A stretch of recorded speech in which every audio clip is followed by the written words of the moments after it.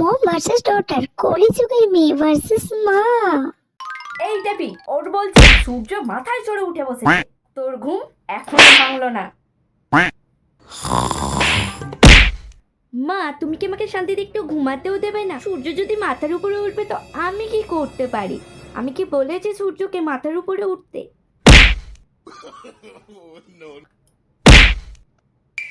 কাল সারা রাত আমি পড়াশোনা করছি, তুমি এখন যাও, আমি একটু ঘুমাবো।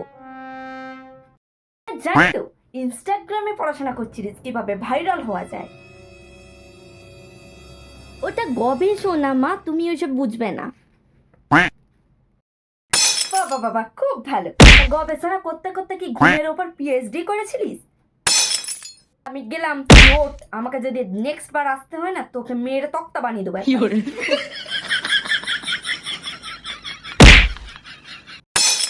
ওর ওই বাথরুম আর ঘুম ছাড়া আর কোনো কাজ নেই। এই বাথরুমে ঢুকেছিস? আমি তো এই মাত্র ঢুকেছি। হ্যাঁ হ্যাঁ, মাত্র 30 মিনিট হয়েছে মাত্র। আর যে কতক্ষণ থাকবি ভগবান জানে। হ্যাঁ, শরীর আর মন দুটোই পরিষ্কার করছি।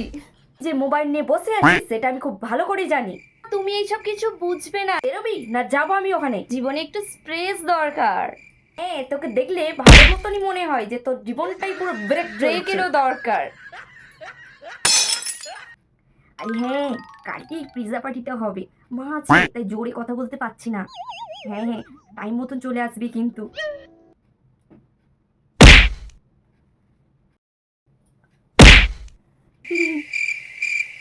বাবা বাবা, পড়াশোনা হচ্ছে না আড্ডা হচ্ছে? মা, তুমি এটা বুঝবে না, এটা গ্রুপ স্টাডি করছি আমরা, তুমি যাও। হ্যাঁ, তোর এই গ্রুপ স্টাডির জন্য তোকে একটা পুরস্কার দেওয়া উচিত।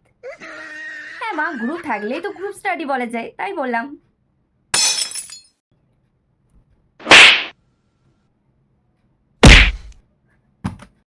ফোনটা আজ থেকে আমার কাছেই থাকলো, আর তোমাকে আজ থেকে গ্রুপ স্টাডি করতে হবে না। তোমার জন্য ছেলে দেখছি, যাতে শ্বশুর বাড়িতে গিয়ে ভালো করে গ্রুপ স্টাডিটা তুমি করতে পারো।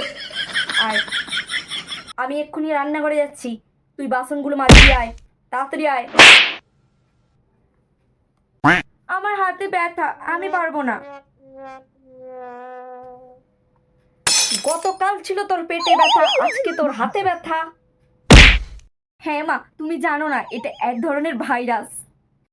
হ্যাঁ, একদিন ওই ভাইরাসের চিকিৎসা এই ঝাড়ু দিয়েই করবো আমি।